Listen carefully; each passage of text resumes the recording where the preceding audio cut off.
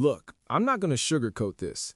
You know the Chargers are at a crossroads right now, and the decisions we make in the next few days could literally define our entire season. I'm talking about the trade deadline, injuries piling up, and some head-scratching stuff happening with our roster that's got me fired up. So, let's get into it. What's up, Chargers fans? Welcome to the NFL Playbook, Chargers. So first off, let's talk about something that's absolutely ridiculous. Quentin Johnston just got fined $17,000. Yeah, you heard that right, 17 grand. And when I tell you why, you're gonna think I'm making this up. He got fined for making a tackle. Not a dirty hit, not a late hit, just a regular tackle on an interception return. And funny thing is that tackle didn't even draw a flag. Let me paint the picture for you. We're getting destroyed at home by the Colts, down 20-3, looking absolutely terrible. Justin Herbert throws a pick in the end zone, Nick Cross intercepts it, and Johnston does what literally any player in the NFL would do. He tries to tackle the guy. That's it. That's the whole story. Except the NFL decided it was a hip drop tackle and slapped him with this massive fine. And even funnier is this, Johnston wasn't officially credited with the tackle because Cross fell down on his own in the end zone for a touchback. So he got fined $17,000 for a tackle he didn't even complete. A hip drop tackle is supposed to be when you grab a guy by the hips and fall on his legs, right? But when you actually watch the play, Johnston had him by the torso, pulled him down, and Cross went to his knees. It looks like a completely normal textbook tackle, but the league saw it differently, and there goes Johnston's money. And honestly, this fine is just the cherry on top of what's been an absolutely disastrous month for Johnston. October has been brutal for this guy. Since the calendar flipped to October, he's only got 6 receptions for 70 yards and 1 touchdown across 4 games. Plus, he missed the Dolphins game entirely. The dude has basically disappeared from this offense. Look at what happened Thursday night against the Vikings. Johnston played just 52% of the snaps. Meanwhile, Oronde Gadsden had 5 catches for 77 yards. Ladd McConkey, our #1 receiver, snagged 6 balls for 88 yards and a touchdown. Keenan Allen got 4 catches for 44 yards. And Johnston? 0 targets. Absolutely nothing. Here's what really gets me, though. Gadsden has 19 catches in the last 3 weeks for 309 yards and 2 touchdowns. Johnston has 28 receptions for the entire season. That's only 1 more than Gadsden has in 3 weeks. Think about that. This raises a serious question in my mind. Is Jim Harbaugh actively phasing Johnston out of this offense? Because against the Colts, Johnston played 89% of the snaps. 1 week later, against the Vikings, it dropped to 52%. That's not random. That's a deliberate decision. And remember, Johnston was the 10th overall pick in the 2023 draft. 10th overall. That's premium draft capital. With the trade deadline coming up next week, the rumors are already starting to swirl. Are we going to try to trade him? Does some other team think they can fix whatever's broken here? Because honestly, the way things are trending, Johnston is starting to look expendable. So guys, I got to know, do you still believe in Johnston, or is he a bust?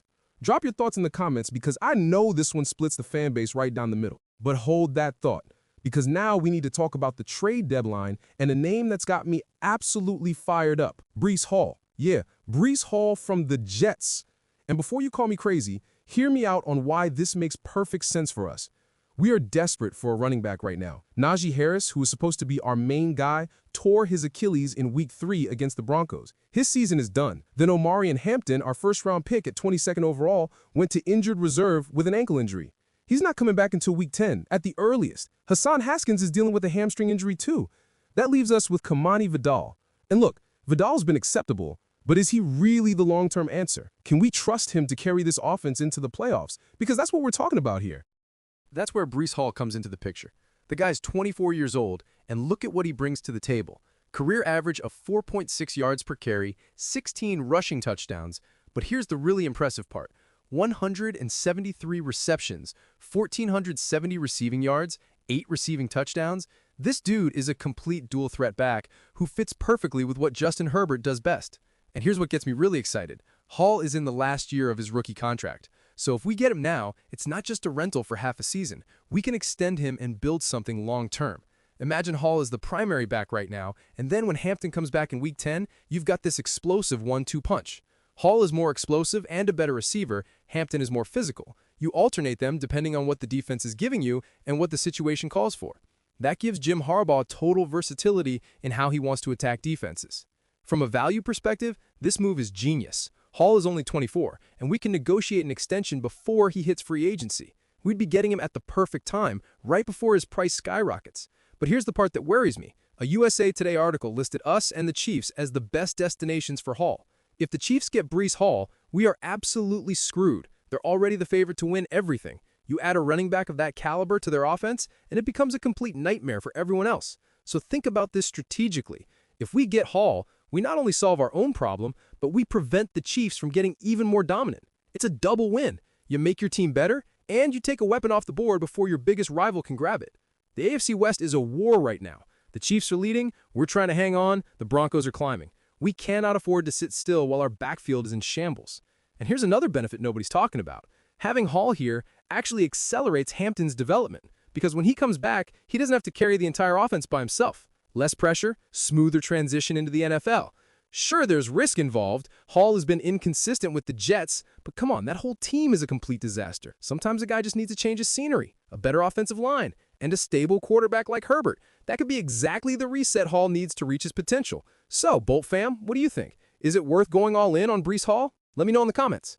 Now let's talk about our defense, because the situation just got serious. We lost 2 slot defenders at the same time. Tarheeb still is dealing with an MCL injury that's going to keep him out 2 to 4 weeks. Derwin James has an ankle sprain that might sideline him for a couple games too. Losing your 2 main slot defenders simultaneously is a massive problem. Roger McCreary was a name that made a lot of sense for us. Adam Schefter reported that the Titans were open to trading 3 players: tight end Chigo Okonkwo, edge rusher Arden Key, and cornerback Roger McCreary. Of those 3, McCreary was the one that really fit our needs. McCreary is a slot corner, Auburn product, showed promise in his career. Yeah, he's having an inconsistent season, but even so, he's got a coverage grade of 65.8 according to Pro Football Focus. Not spectacular, but respectable. And more importantly, he solves our immediate problem. But here's the update. The Titans traded McCreary to the Rams on Monday, swapping late draft picks, so that option is gone. We're not getting McCreary. But that doesn't change the fundamental need. We still need a slot cornerback. McCreary went to the Rams for basically nothing,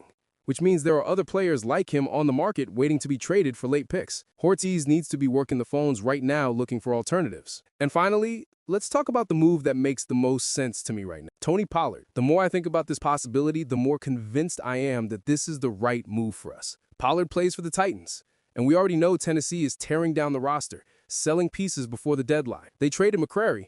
They were shopping Arden Key and Chigo Okonkwo. The team is clearly in full rebuild mode, and when a team is like that, a veteran running back becomes prime trade bait. Let me explain why Pollard fits perfectly with what we need.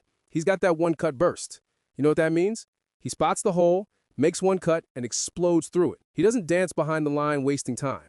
He's decisive, fast, efficient. And he's an excellent receiver too. Pollard isn't just a runner. He catches the ball out of the backfield, runs routes, works on screens and angle routes, and look at the cost-benefit analysis. Pollard is not going to cost a first-round pick, probably a third, maybe a fourth if we negotiate well. The Titans are selling, so they don't have leverage to ask for much. Considering what you get in return, that's an absolute steal. Media outlets are already pointing to us as the best overall fit for Pollard.